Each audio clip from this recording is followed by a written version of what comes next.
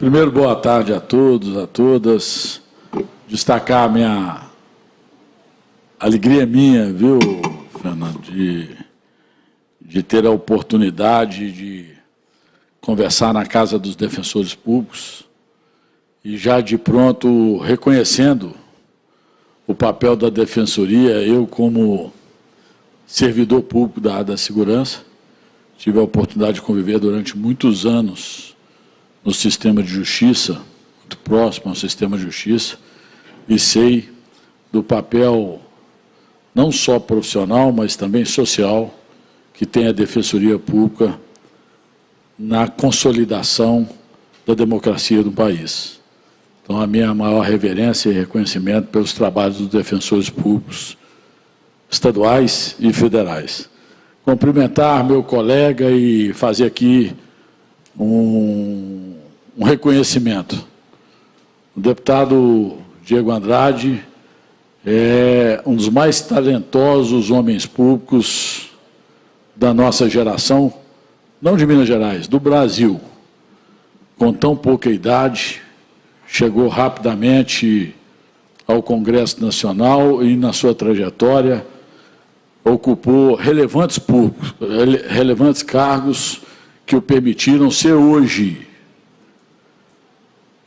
um dos parlamentares que, sem dúvida nenhuma, mais tem entregas efetivas para as suas bases eleitorais do Estado de Minas Gerais.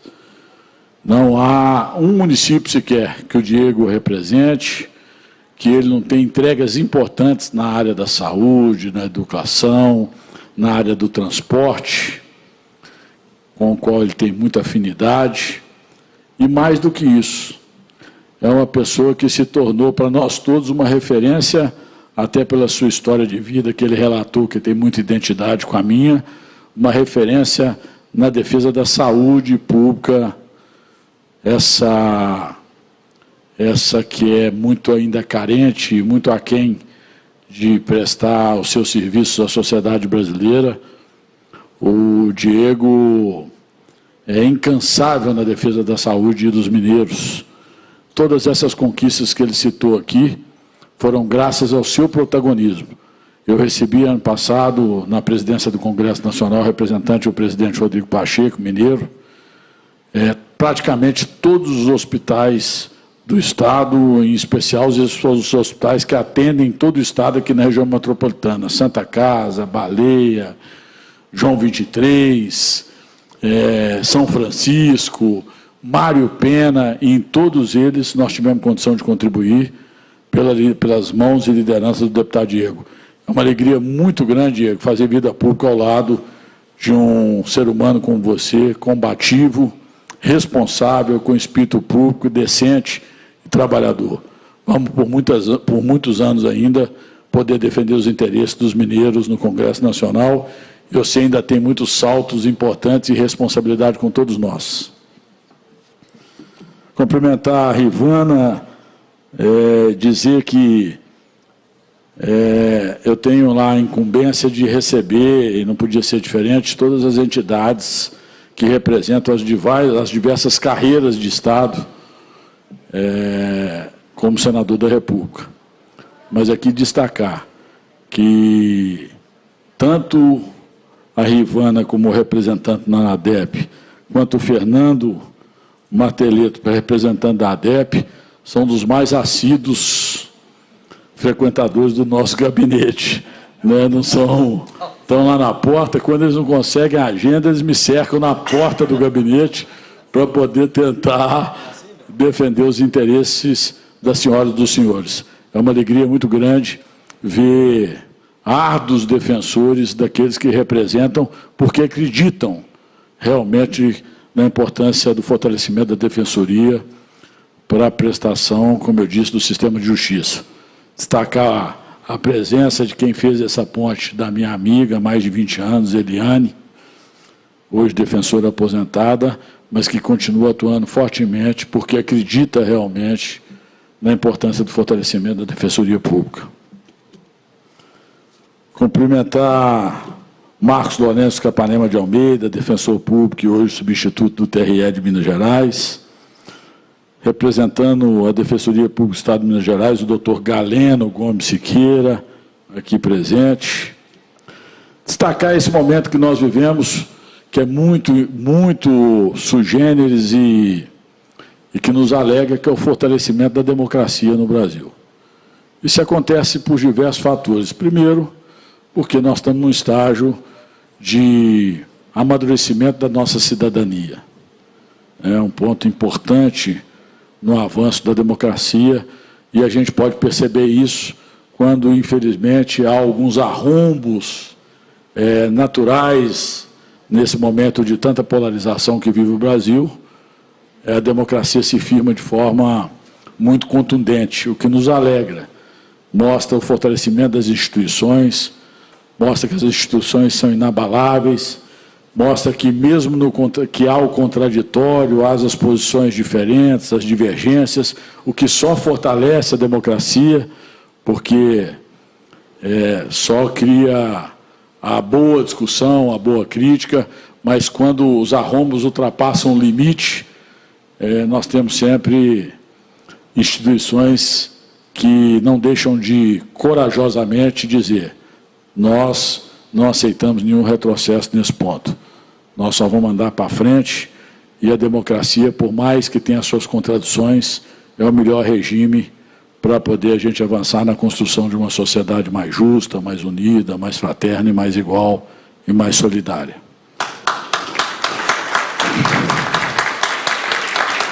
Dizer que não é obviedade, mas vamos destacar: não há democracia forte sem o mais amplo e restrito acesso de todos os brasileiros ao sistema de justiça. E isso se dá através da Defensoria Pública. O instrumento das pessoas menos favorecidas serem atendidas à altura e chegarem à barra da justiça, até porque para que não haja aquilo que mais avilta uma democracia, que é a injustiça naquela última instância que a pessoa tem para se proteger, quando ela chega por um motivo qualquer a ser instada a um julgamento. Não há uma democracia consolidada que não seja através do papel importantíssimo que a Defensoria exerce nesse sentido.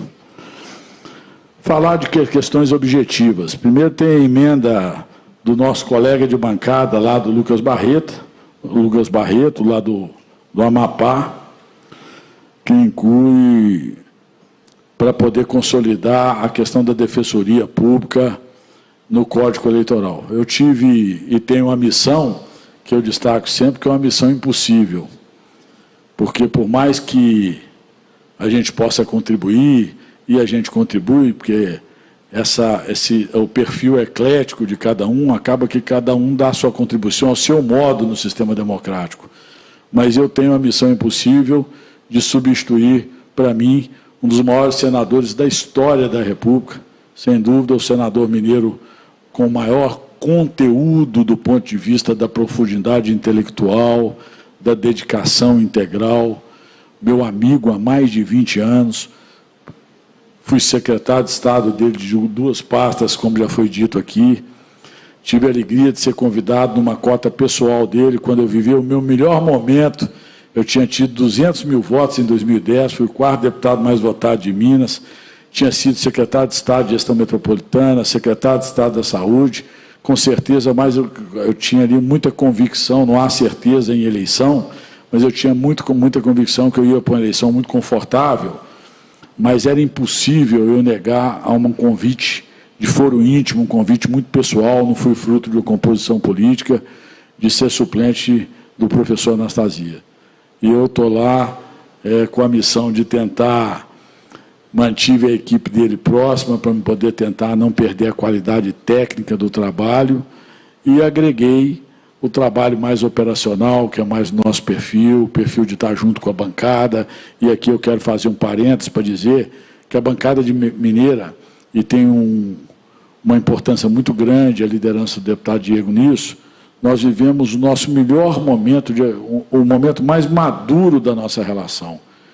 Eu me lembro muito bem, eu, diretor-geral do DENIT em 2003, eu reclamava muito que a bancada mineira era muito desunida. Nós éramos 53 deputados federais durante meus 2 mandatos lá, e eu via bancadas muito menores do Nordeste conseguindo muito mais recursos, muito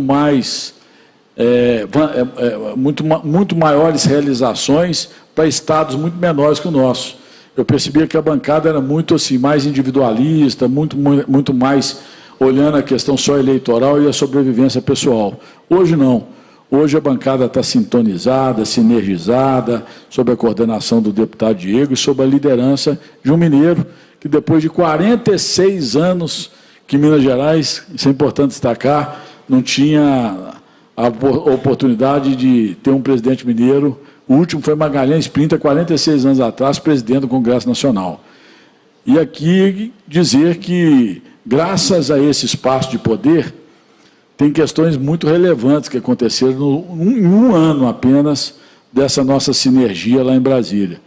Eu tenho vivido com o senador Rodrigo o dia a dia, tenho vivido muito mais próximo dele do que com a minha própria família e ele com a própria família dele, porque as famílias ficam aqui e nós estamos lá no dia a dia, sábado, domingo, feriado. Agora mesmo ele me ligou, eu saí para atender ele.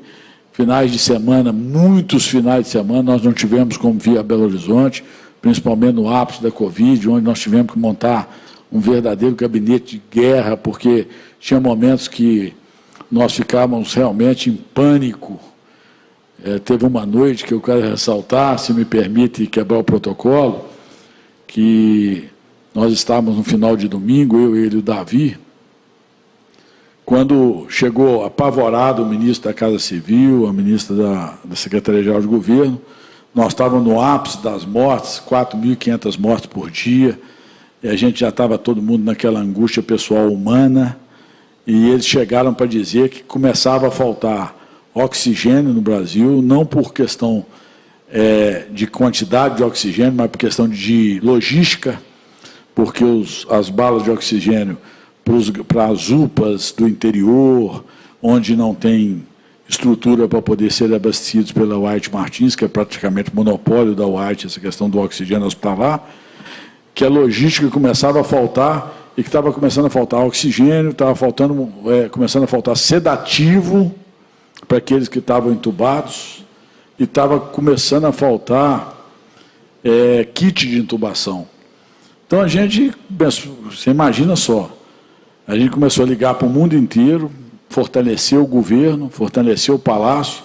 Eu me lembro que tinha uma assessora no Palácio que tinha entrado em crise de pânico, porque ela, vendo aquilo tudo acontecer, e que a gente começou a imaginar as pessoas, naquele momento, voltando de um processo de sedação entubadas, por falta de analgésico, por falta de indutores de sedação. É um momento muito crítico. Nós, naquele momento, nos juntamos todos, chamamos o Supremo Tribunal Federal, as Forças Armadas, fizemos uma força-tarefa e quis Deus, que abençoou a humanidade, né, nos deu uma nova oportunidade. Naquele momento, naquele exato momento de desgastamento, a curva começou a cair, porque se a curva continuasse ascendente, nós íamos viver uma verdadeira carnificina no Brasil. A curva começou a cair e, graças a Deus, hoje, quase que estamos numa fase de superação da nossa geração, apesar de toda a dor que sensibilizou a todos nós por tantos entes queridos. Dificilmente tem um de nós que não perdeu um ente querido. Então é um momento de muito agradecimento aí ao grande arquiteto do universo pela oportunidade que deu da gente sair dessa pandemia, uma tristeza para todos nós, que marcou toda a nossa geração, mas que saímos dela para poder, mais uma vez, entendermos a importância da empatia, a importância de nos colocarmos no lugar do outro, a importância de nos sensibilizarmos e sermos cada vez mais solidários, a importância de entendermos que somos todos iguais, na dor, na alegria, no sofrimento, e que a solidariedade deve pautar todos nós, em especial aqueles que têm a responsabilidade de representar a sociedade, que somos nós que estamos na vida pública, e vocês que estão na vida pública também. eu considero sempre que estar na vida pública não é na vida pública eleitoral.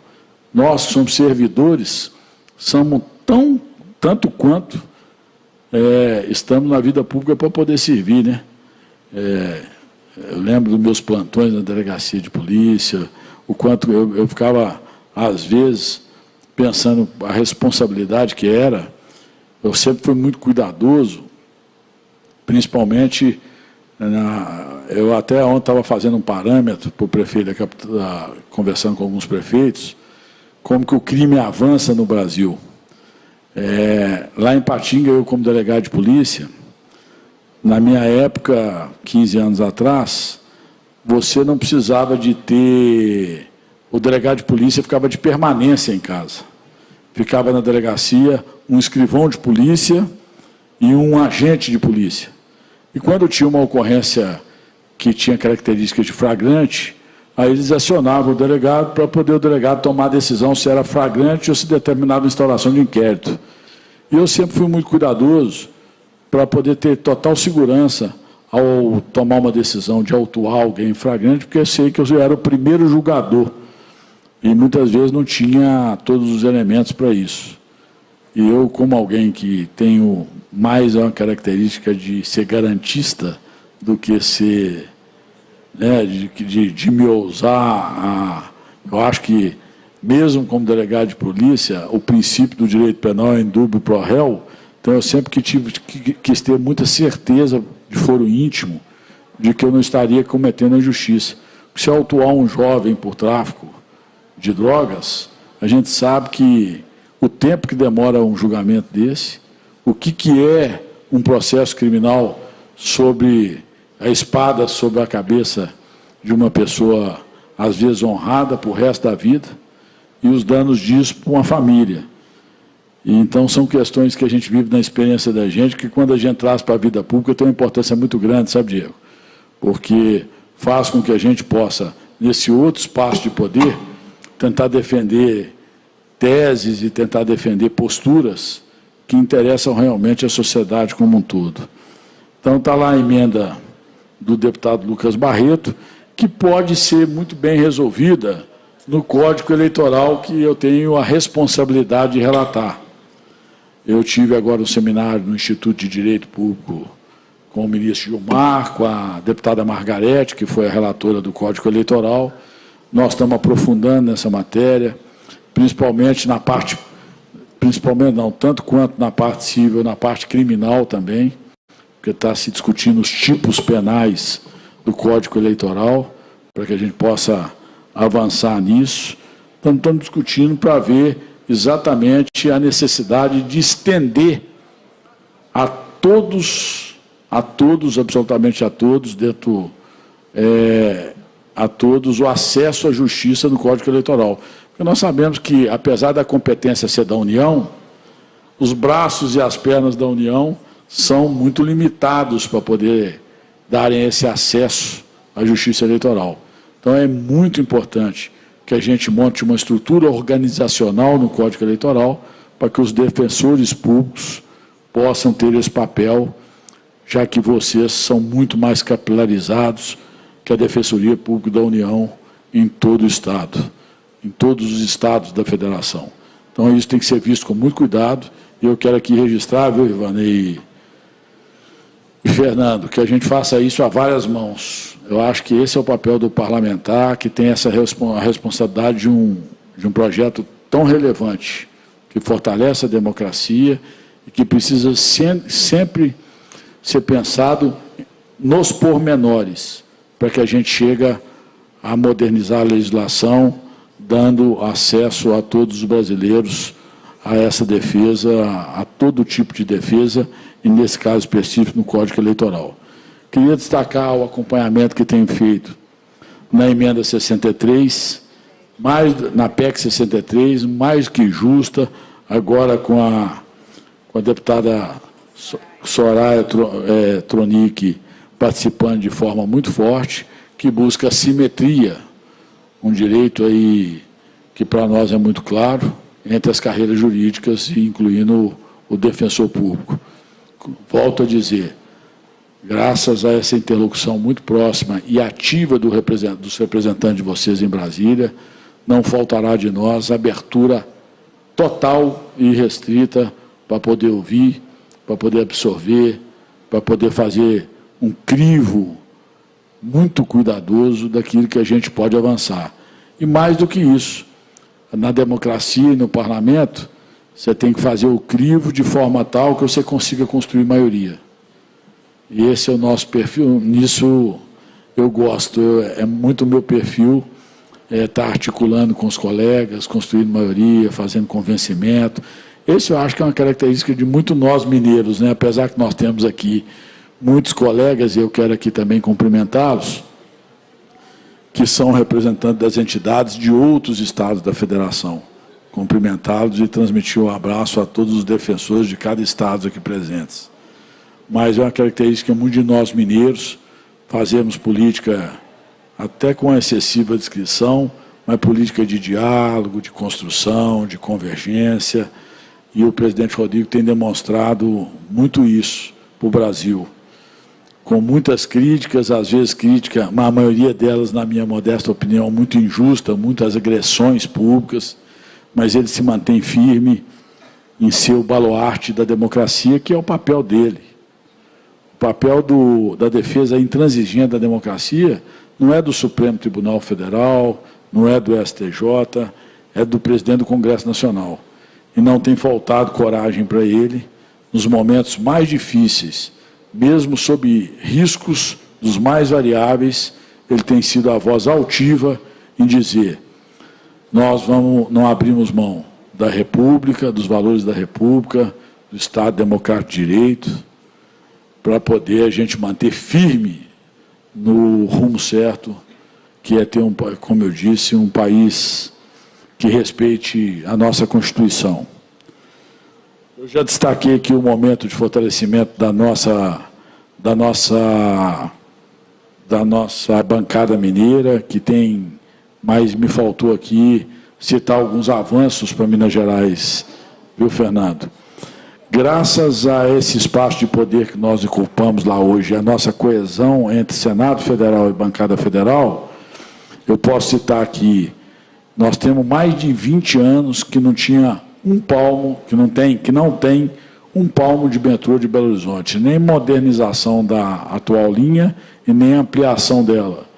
Nós colocamos 2,7 bilhões ano passado, esse dinheiro está sendo integralizado na CBTU, para sanear a CBTU, privatizar e fazer o metrô de Belo Horizonte.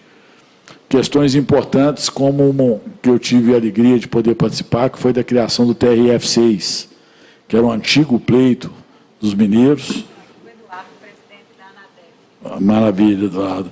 Que eu tive a alegria de ser relator do projeto que criou a defensoria, as vagas para a Defensoria Pública da União para a criação do TRF6, que nós esperamos com o protagonismo de alguns ministros do STJ mineiros e também do presidente Rodrigo, que seja implantado aí desse ano. Estamos trabalhando muito fortemente para isso. É uma grande conquista de Minas Gerais. Eu tive a alegria de resgatar um projeto que dormitava na Câmara dos Deputados há mais de 15 anos, que era a inclusão de 81 municípios de mineiros.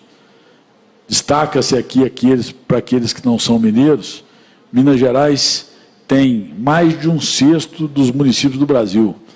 Nós temos aqui, Minas Gerais é um país, né? Minas Gerais, imagine agora, eu que estou numa campanha majoritária, Minas Gerais é maior do que a França. Nós temos 853 municípios, em 5.400 no Brasil. Eu tive a satisfação de, historicamente, receber na presidência do Congresso Nacional, naquele tapete azul da presidência do Congresso Nacional, mais de 830 dos 853 prefeitos de Minas Gerais, e atendê-los a todos e, de certa forma, dentro das nossas limitações, ajudar um pouquinho na saúde, na educação, na mobilidade, nas estradas vicinais, em projetos estruturantes. Diego citou alguns, principalmente na área da saúde. Imaginem só, o Diego me procurou dizendo que 64 municípios de uma região próspera, sul de Minas, né, que é o município de Varginha, ali 64 municípios, as pessoas saíam para fazer radioterapia em Belo Horizonte. Então, nós compramos um equipamento de um acelerador linear, que está sendo instalado lá. Eu procurei mapear, já com a minha experiência de secretário de Estado de Saúde, mapear as micro-regiões de saúde, e nós colocamos agora mais de 26, exatamente 26 tomógrafos. Você imagina, num período de Covid, o que representa a falta de um tomógrafo numa micro de saúde?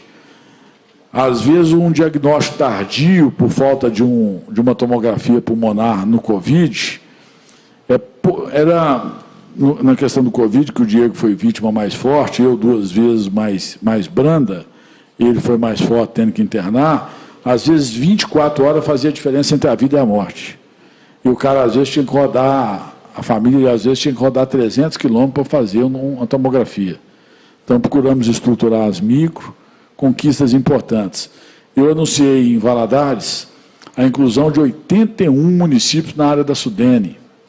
Um projeto que tinha muita resistência do Nordeste, porque eles tinham a visão de que isso tirava a estrutura, que o Nordeste ia perder recursos da inclusão desses municípios para Minas Gerais. Nós conseguimos tirar esse projeto que dormitava lá no Congresso, na Câmara dos Deputados, aprovar no Senado Federal, o presidente vetou e nós derrubamos o veto. Então, hoje, 81 municípios do leste de Minas fazem parte da área de